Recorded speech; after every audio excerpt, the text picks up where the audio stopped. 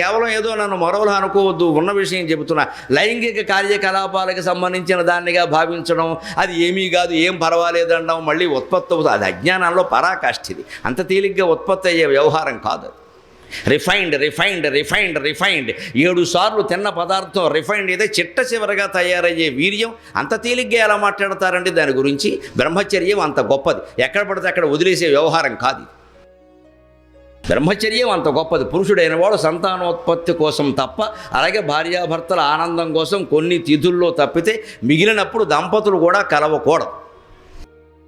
దానికి లెక్కలు తిథులు వేరుగా ఉన్నాయి. ఇక్కడ మాట్లాడుకునే విషయం, కొన్ని తిథుల్లో తప్పనిసరిగా కలవమన్నారు, కొన్ని కలవద్దన్నారు. ఇది ఎందుకు పెట్టారు అంటే సంతానోత్పత్తి జరగాలి, వంశము వృద్ధి కావాలి. ప్రజాతంతు మా వ్యవచ్ఛేత్సీహి, సంతాన తంతువును తెంచొద్దు, సంసారం వృద్ధి చెందాలి అనే మహావిష్ణువు కోరుకుంటున్నాడు. ఆయన స్థితికర్త. స్థితికర్త ఎప్పుడు ఉండాలని కోరుకుంటాడు కానీ పోవాలని